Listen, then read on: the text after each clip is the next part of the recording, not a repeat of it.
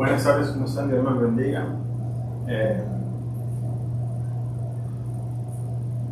Feliz domingo, primer día de la semana, y estamos acá para celebrar y alabar al Señor.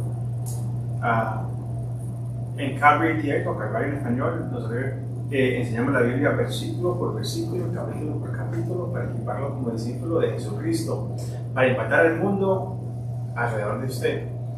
Si no conoces a Jesús, entonces nuestra oración es que a través de la enseñanza de la palabra tengas un encuentro con Jesús, seas transformado al conocerlo, te llenes del Espíritu Santo y tengas paz con Dios el Padre. Nuestra promesa de hoy, de 129 promesas de Dios, viene de Eclesiastés 5, 18 y 19. Y dice: he aquí pues el bien que yo he visto, que lo bueno es comer y beber, y gozar uno del bien de todo su trabajo, con que se fatiga debajo del sol, todos los días de su vida que Dios le ha dado, porque este es su parte. Asimismo, a todo hombre a quien Dios da riquezas y bienes, y le da también facultad para que coma de ellas y tome su parte y goce de su trabajo, esto es don de Dios. Trabajar no solamente nos permite comer y beber, pero también tenemos la oportunidad de disfrutar del fruto de nuestro trabajo y disfrutar de la vida. También hay aquellos a quienes el Señor ha bendecido con riquezas. Tu vida, los dones de la riqueza son bendiciones del Señor. Regocíjate y denle gracias al Señor. Oremos.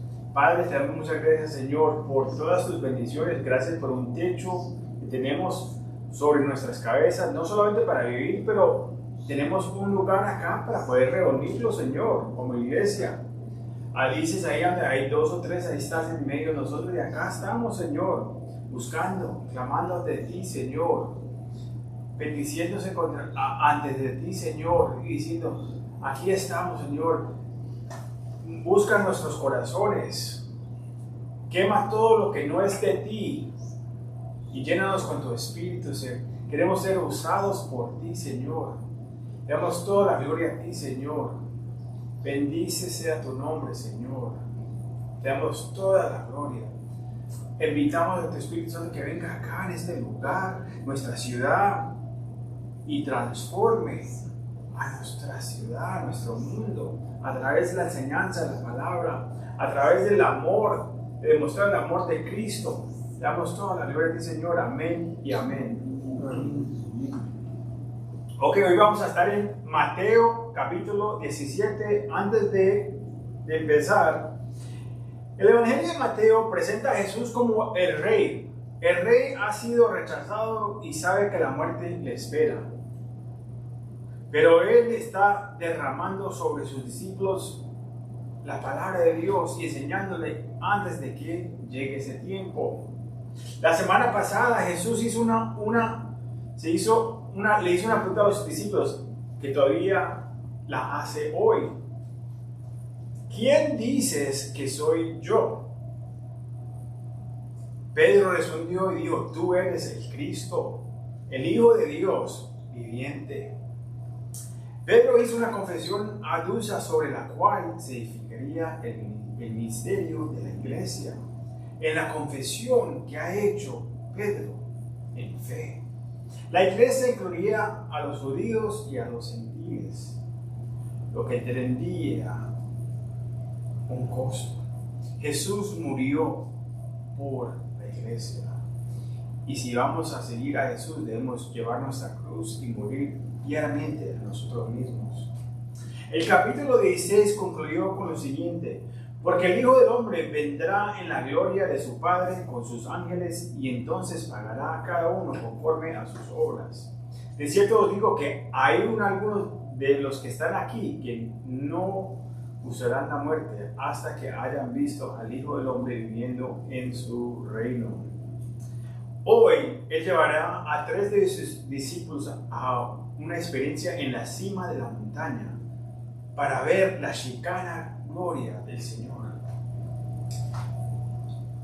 Volteen conmigo a Mateo 17,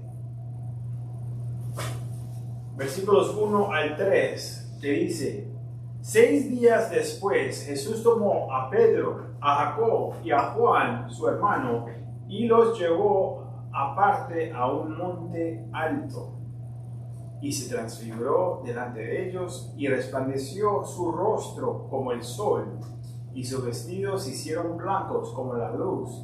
Y he aquí les apareció Moisés y Elías hablando con él. Después de revelar la impactante noticia de que la impactante justicia de que Jesús sufriría y moriría a las manos de los líderes religiosos, 6 días después Jesús llevó a Pedro, Santiago y a Juan al monte Hermón en un retiro personal.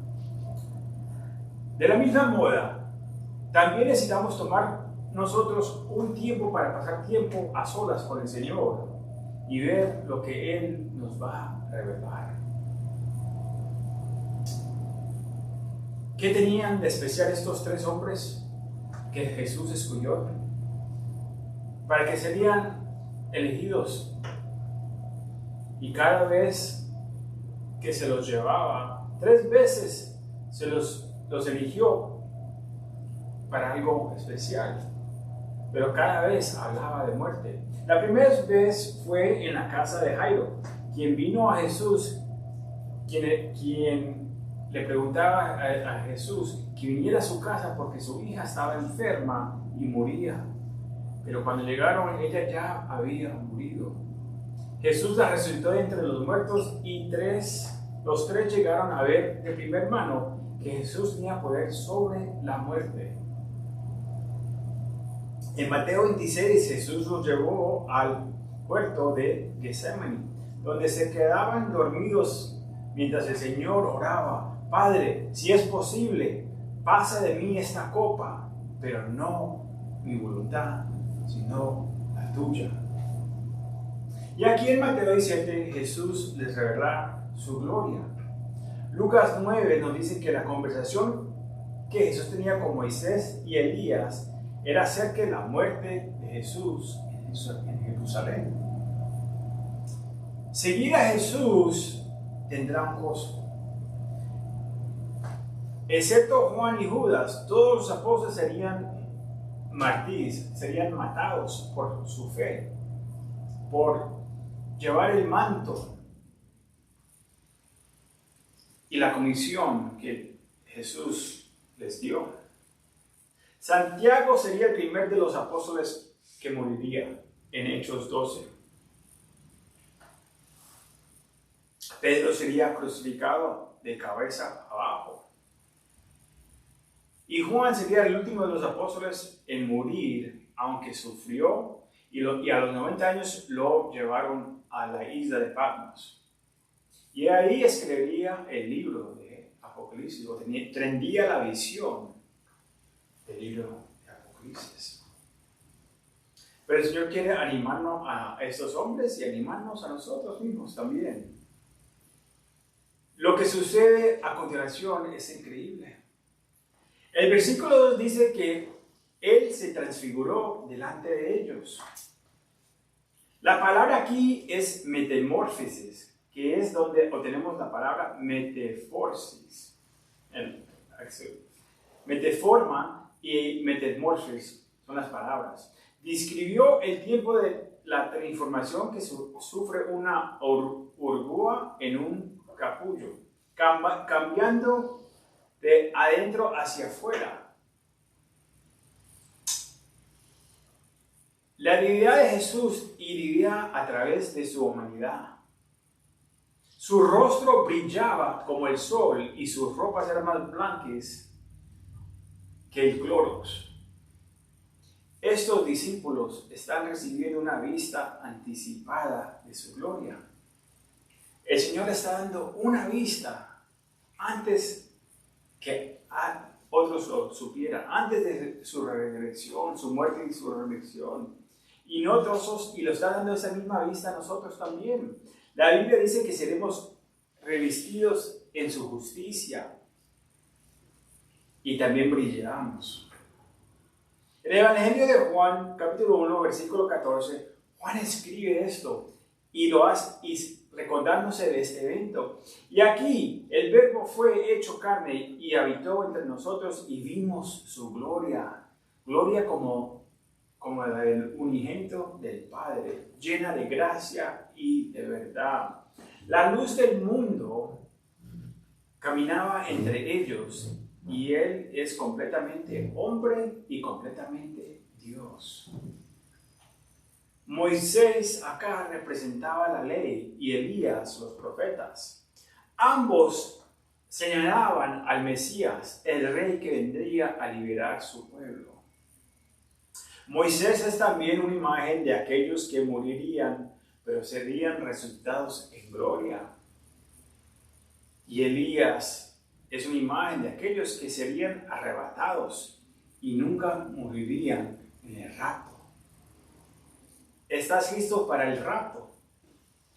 ¿Estás viviendo tu vida como Jesús, como si Jesús podría regresar a cualquier momento? ¿O estás dormido? Si usted se queda atrás y está aquí para la gran tribulación, no se sorprenda si ve a Moisés y a Elías como los dos testigos en Apocalipsis 11. Pero no te recomiendo que te quedes atrás. Te costará no solamente la vida, sino tu cabeza, porque sería cortada por el enemigo. Y las plagas y la ira de Dios se derraman sobre este mundo. La gracia de Dios está extendida a todos los que invocan el nombre del Señor. Y Él está llamando a los que son suyos también, tocando en la puerta del corazón. ¿Abrirás la puerta? Leamos el versículo 4 al 8, donde dice: Entonces Pedro le dijo a Jesús: Señor, bueno es para nosotros que estamos aquí. Si quieres, hagamos aquí 3 enramadas, una para ti, otra para Moisés y otra para Elías. Mientras él aún hablaba, una nube de la luz los cubrió. Y aquí una voz desde la nube que decía: Este es mi Hijo amado, en quien tengo complacía. A Él oí. Al oír eso, los discípulos se postraron sobre sus rostros y tuvieron gran temor. Entonces Jesús se acercó y los tocó y dijo: Levántense y no teman. Y alzando ellos los ojos, a nadie vieron sino a Jesús solo.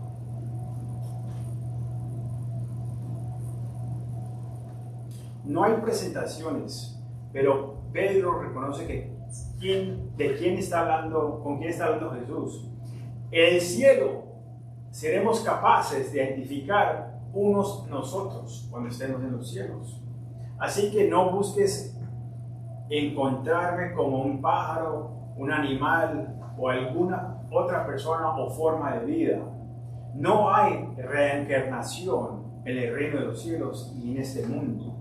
Pero podemos esperar resucitar como nuestro Señor, con un cuerpo nuevo y glorioso, libre de pecado, enfermedad y muerte. Amén.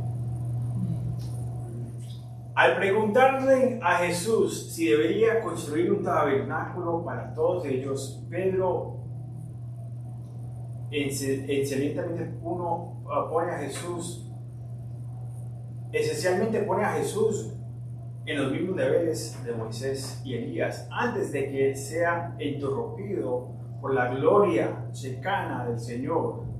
Y el Padre dice que no puedes poner a Moisés y Elías al mismo nivel que a mi hijo. Escuchándolo, porque mire lo que dice Hebreos, capítulo 1, versículos 1 y 2.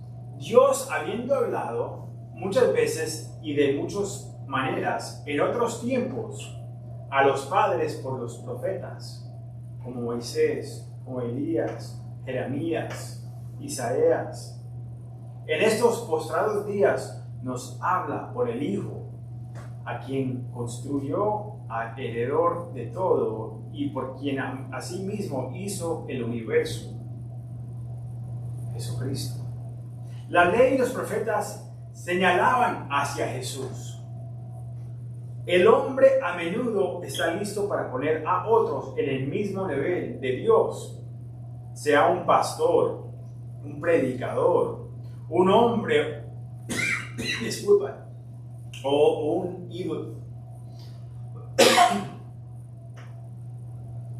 Sin embargo, hay un solo Dios y mediador entre el hombre y Dios, el Padre. Su nombre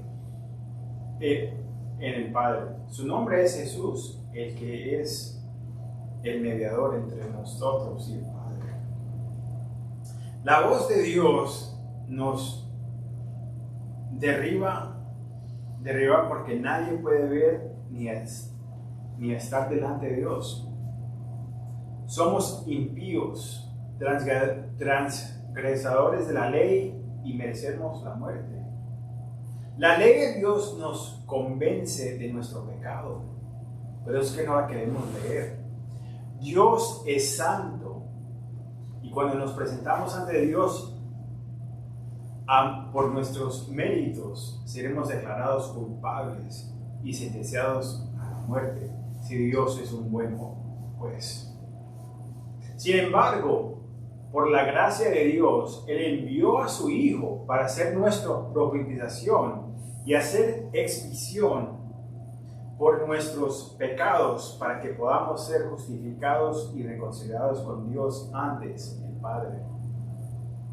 Esta es la buena nueva del Evangelio. Jesús dice, no tengas miedo, haz tu profesión de fe, confesando tus pecados y creyendo en tu corazón que yo soy el Señor y Dios y que tus pecados pueden ser perdonados. La Biblia dice en Hechos 4 que no hay otro nombre bajo el cielo en donde el hombre puede ser salvo sino Jesucristo. Cuando llegamos a la cima de la montaña somos como Pedro. Queremos armar nuestras tabernáculas, nuestras tiendas y no volver a bajar. Pero el trabajo está en el valle. Leamos versículo 9. Cuando descendieron del monte, Jesús les mandó diciendo, no digas a nadie la visión hasta que el Hijo del Hombre resucite de los muertos. Juan y Pedro se quedaron con una impresión de esta visión que tuvieron, de este momento. Leemos lo que Juan escribió para comenzar el Evangelio de Juan. Y ahora Pedro escribe lo siguiente en la segunda epístola de Pedro. 2 Pedro, capítulo 1, versículo 16 al 19 dice, porque no os hemos dado a conocer el poder y la venida de nuestro Señor Jesucristo siguiendo fábulas, artificaciones, sino como habiendo visto con nuestros propios ojos su majestad. Pues cuando él recibió de Dios Padre honra y gloria, le fue enviado desde la magnífica gloria una voz que decía, este es mi Hijo amado, en el cual tengo complacencia. Y nosotros oíamos esta voz enviada del cielo cuando estábamos con él en el monte santo. Tenemos también la palabra profética más segura, a las cuales hacías bien en estar atentos, como a un antorcha que alumbra en lugar oscuro, hasta que el día esclarezca y el lucero de la mañana salga en vosotros corazones. La luz del mundo ha venido a hacerse brillar su luz en nuestros corazones. ¿Cómo vas a responder cuando la luz viene y te alumbra tu corazón? Leamos el versículo 10 al 13, que dice: entonces sus discípulos le preguntaron diciendo: ¿por qué pues dices los escribas que es necesario que Elías venga primero? Respondiendo Jesús les dijo: a la verdad, Elías viene primero y restaurar todas las cosas. Mas os digo que Elías ya vino y no lo reconocieron, sino que hicieron con él todo lo que quisieron. Así también el Hijo del Hombre padecerá de ellos.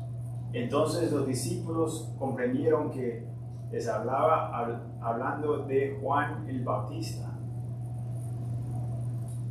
En Malaquías 4, el profeta escribe que Elías debe venir antes de que Jesús, el Mesías, se regrese y restaure todo. Jesús dice que Elías ya había venido, pero no lo reconocieron. No solamente no lo reconocieron, sino que lo mataron. Se darían cuenta de que Jesús está hablando de Juan el Bautista.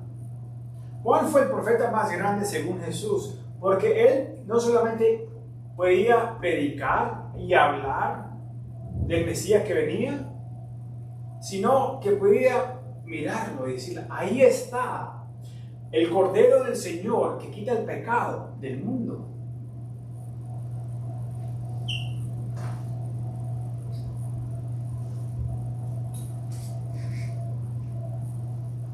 Juan vino con el espíritu y el poder de Elías, predicando un mensaje de arrepentimiento para preparar el camino para el Señor.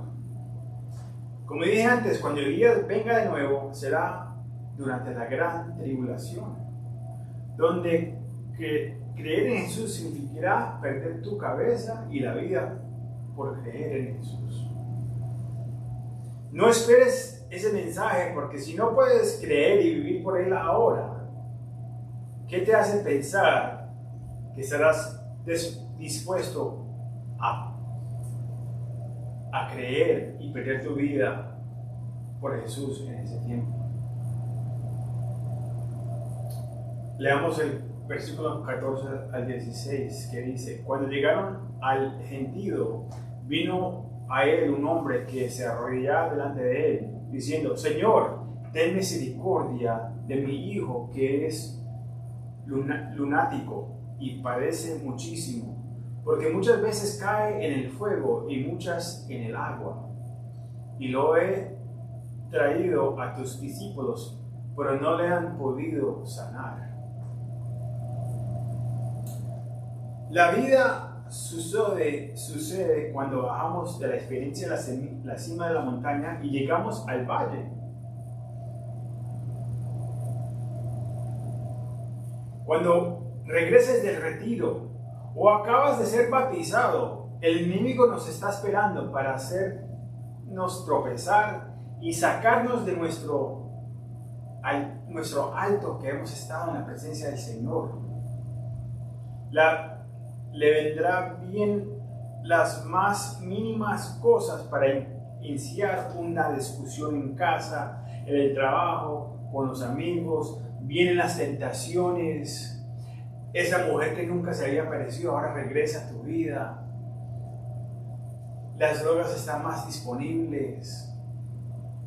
Las cosas que te quieren traer y jalar de nuevo al mundo están más disponibles en ese tiempo. La cima de la montaña es un lugar de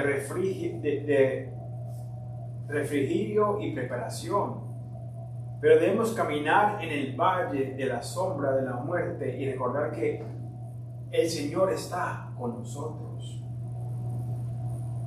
Mantén en guardia y ten en cuenta que tienes un objeto en tu espalda, porque el enemigo quiere tumbarte. Podemos aprender algunas lecciones importantes en esta historia. El enemigo tortura a este joven y en el libro de Marcos dice que era desde la juventud. Ya es un pelado más mayor. Y el enemigo está intentando que este pelado se suicidiese tirándose al fuego y en la agua. El enemigo puede cambiar sus métodos, pero la motivación no ha cambiado, que es para matarlos, porque él ya sabe para dónde él va. El diabético que se tira mucho insulina y decae, es un atento del enemigo. Acá vemos cómo toma a este joven para que se mate. Y cuando miramos a nuestra cultura, podemos ver que hay un ataque frontal contra los niños, los jóvenes y las mujeres. Según un estudio de los Centros para el Control y la Prevención de Enfermedades sobre el suicidio en 2021, el 22% de los estudiantes de secundaria encuestados dijeron que habían considerado seriamente el suicidio. 6% más que en el 2011, que eran 16%. Vemos algunos puntos que deberían asustarnos al ver el ataque a nuestros hijos por parte de Satanás, los pedofilios y la cultura. ¿Saben que 3 de cada 10 mujeres considera el suicidio?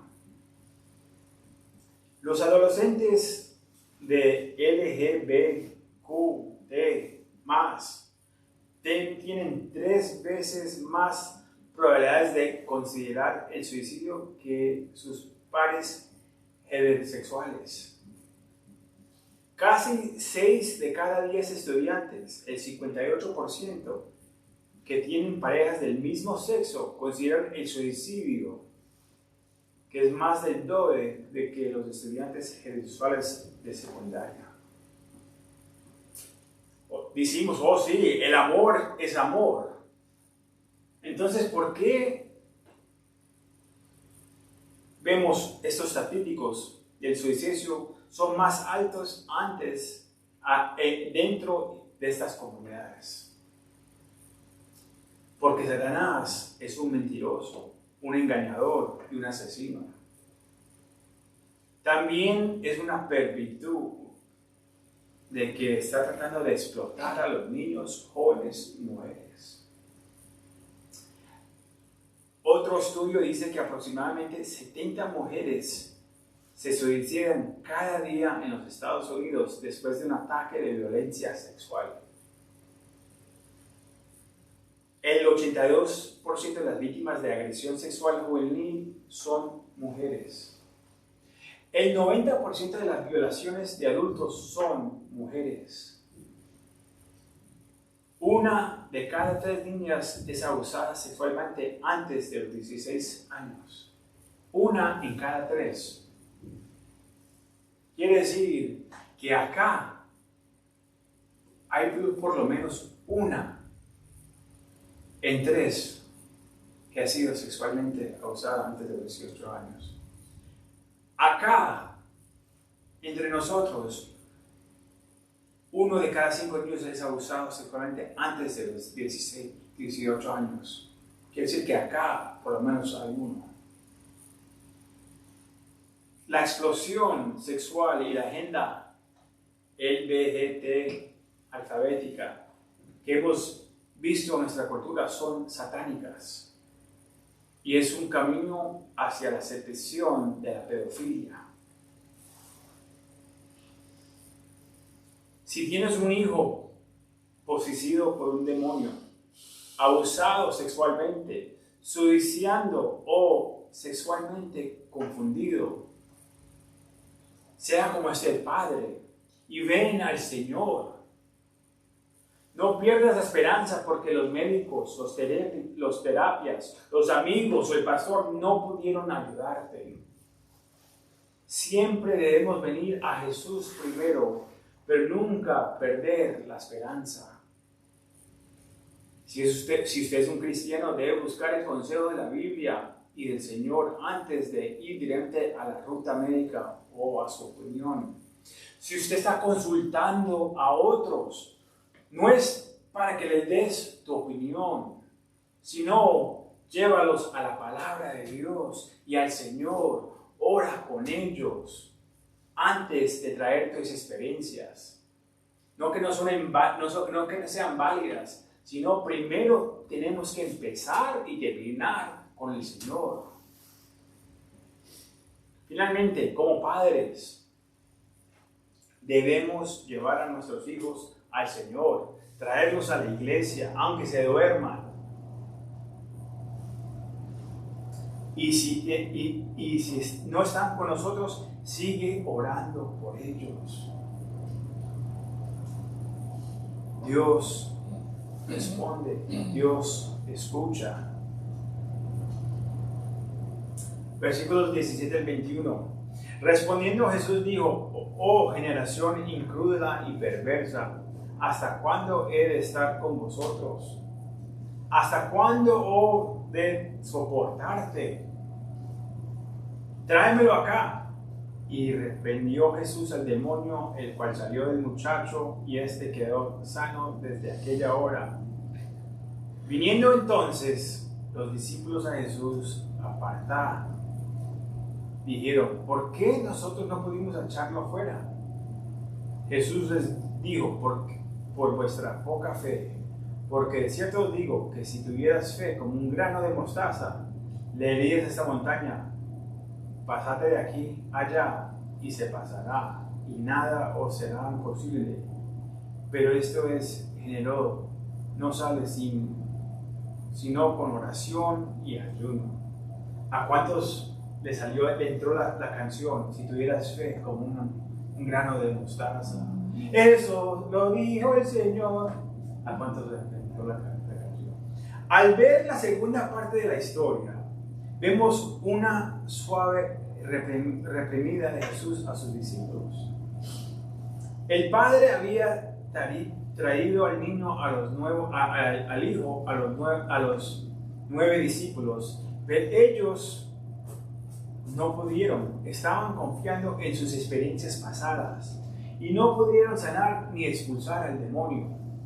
Tal vez estaban tratando de atar al enemigo, pero Jesús diría que la razón por la que no pudiste expulsar a este demonio es porque te falta fe.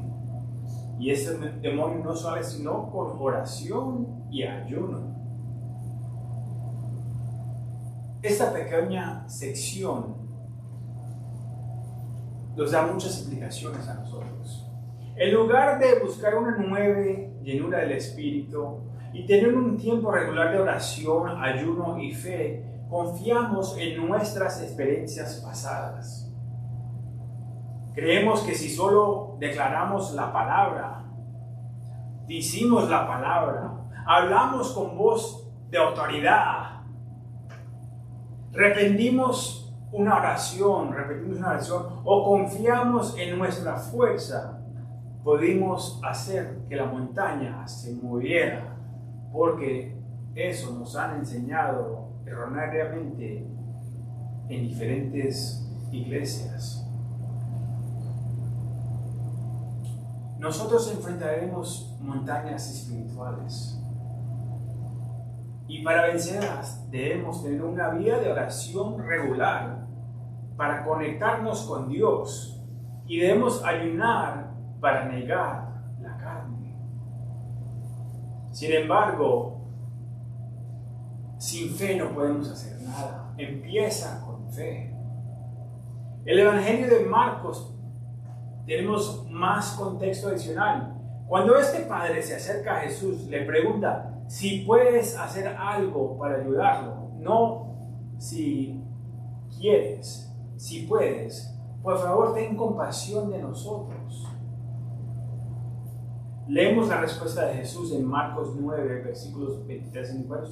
Jesús le dijo: si puedes creer, al que cree todo le es posible. Y inmediatamente el padre del muchacho clamó y dijo: creo, pero ayuda mi incredulidad. Dice que cree, pero está pidiendo al Señor que le ayude con su incredulidad. No sé por lo que estás pasando, pero si vienes desesperadamente como este hombre y eres honesto con Dios, Él te encontrará ahí mismo donde estás y te ayudará. ¿Estás listo para ser honesto con Dios y decirle: Señor, ayuda mi incredulidad? Señor, quiero creer, pero me falta fe. Ayúdame, Señor. Soy un pecador que necesita tu perdón, gracia y misericordia. ¿Estás disponible a hacer esa oración de tu corazón, de verdad, entre tú y el Señor? Al cerrar esta historia, quiero animarlos que sean como Job, de orar por nuestros hijos con realidad, ya sea que estén caminando con el Señor o no. Mire, Job 1.5 dice: y a constancia que cuando se cumplan los días del banquete, Job enviaba y los santificaba, y se levantaba de madrugada y ofrecía holocaustos conforme al número de todos de ellos, de sus hijos. Porque Job dijo: puede ser que mis hijos hayan pecado y hayan maldecido a Dios en sus corazones. Así lo hizo Job regularmente. Él oraba por sus hijos en la madrugada, porque sabemos que el Señor examina los corazones. El pecado no es solamente en lo que hemos hecho, sino el Señor mira las cosas que estamos pensando y no hemos hecho todavía. Versículos 22 y 23 dice: y estando ellos en Galilea, Jesús les dijo: el Hijo del Hombre será entregado en manos de hombres y le matarán, mas al tercer día resucitará. Y ellos se entristecerán de grande manera. Disculpen.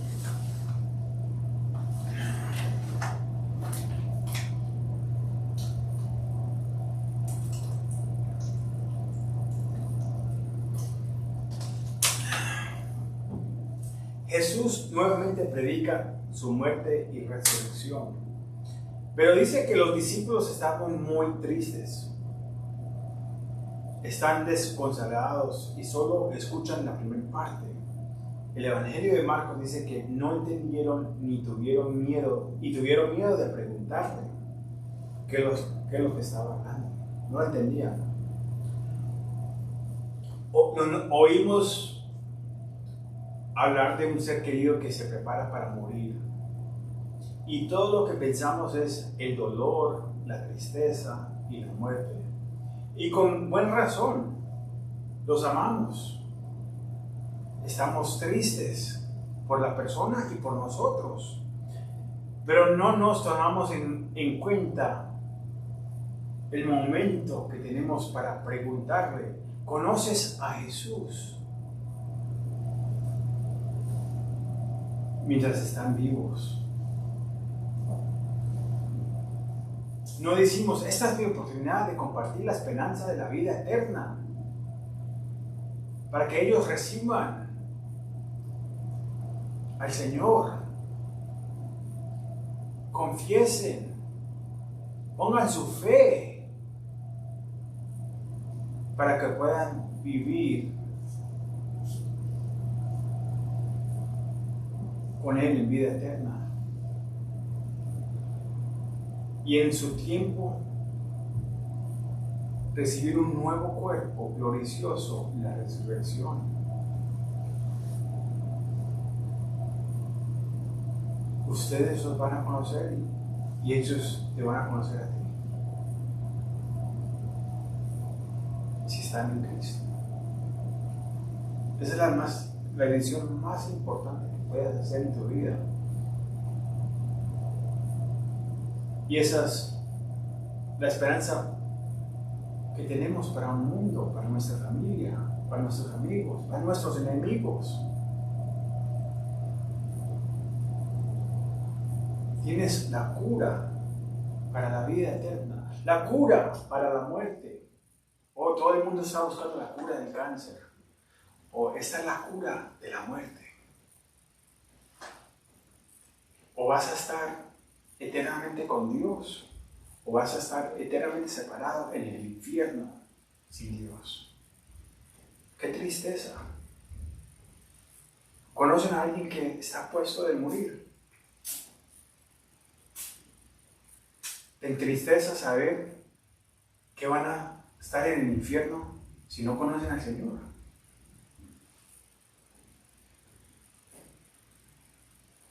¿Cómo puedes decir que amas a Dios, pero no compartir la esperanza que tienes dentro de ti con ellos?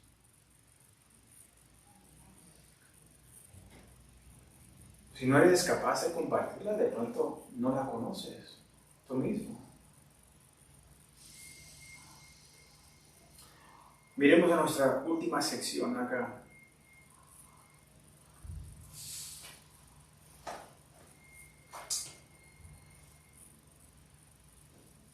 Cuando llegaron a Capernaum, vinieron a Pedro, los que cobraban los 2 drácamas, y le dijeron: vuestro maestro no paga las 2 drácamas. Y él dijo: sí. Y al entrar en casa, Jesús le habló primero, diciendo: ¿qué te parece, Simón? Los reyes de la tierra, ¿de quiénes cobran los tributos o los impuestos? ¿De sus hijos o de los extraños? Pedro respondió: de los extraños. Y Jesús le dijo: luego los hijos están extendidos. Sin embargo, para no ofenderlos, ve al mar y echa al anzuelo, y el primero pez que saques, tómalo, y al abrir la boca hallarás un estado, tómalo y dáselo por mí y por ti. Se acerca la temporada de impuestos y algunos de ustedes se preguntarán: ¿tengo que pagar mis impuestos? Historia real. Hace poco alguien me preguntó si hay alguna manera de evitar el pago de impuestos si estás en el ministerio y tienes un trabajo. Rápidamente me acuerdo de otra historia de impuestos, donde Jesús dice que a uno le dicen los discípulos: mira la moneda, ¿de quién es? Démelos lo que es de César a César, y démelos a Dios lo que es de Dios. Siempre estamos buscando una manera de salir de pagar. La historia aquí es sobre el impuesto del templo pagado por cada varón mayor de 20 años, de acuerdo con la instrucción dada por Moisés en Éxodo 30. El precio era medio cícilo de plata para expiación. No fuera para que los sobreviviéramos una plaga.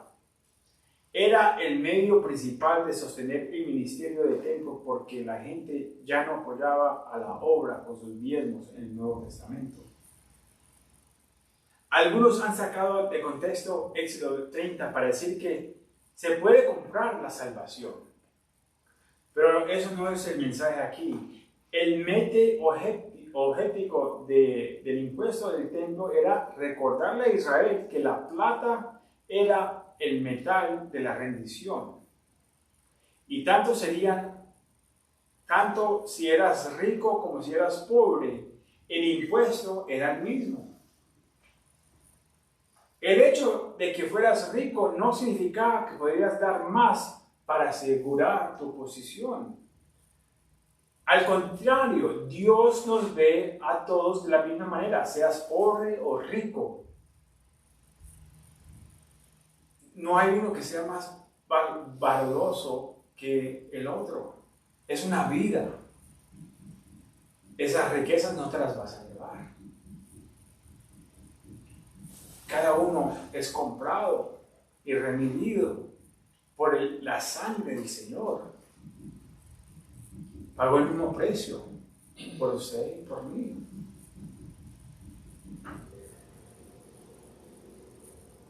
Nuestras riquezas no nos harán mejores que los demás.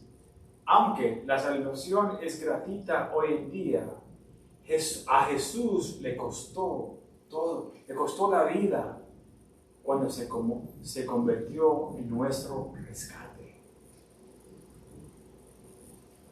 Jesús, sabiendo lo que Pedro va a decir, lo detiene y le dice: Pedro, antes de que te desahogues y digas lo primero que te venga a la mente, déjame hacerte una pregunta.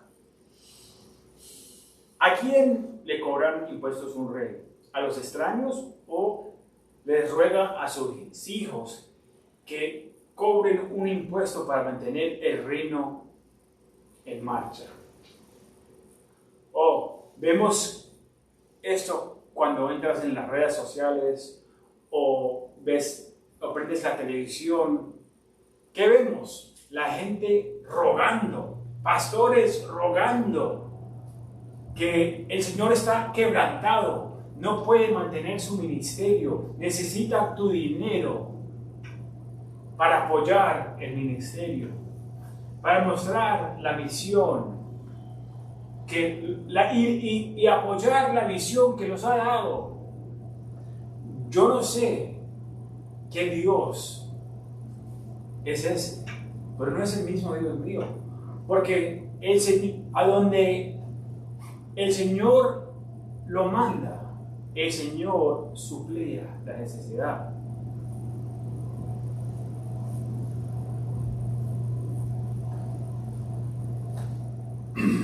Donde Dios guía, Dios provee.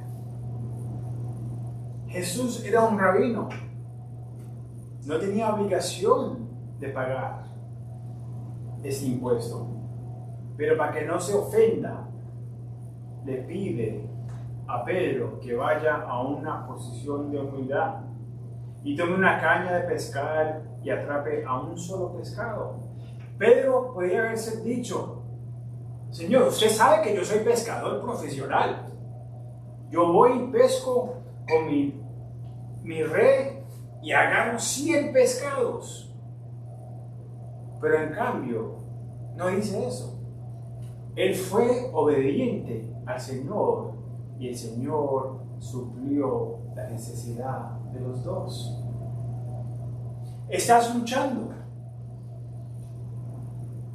Has subido a la cima de la montaña para acercarte al Señor.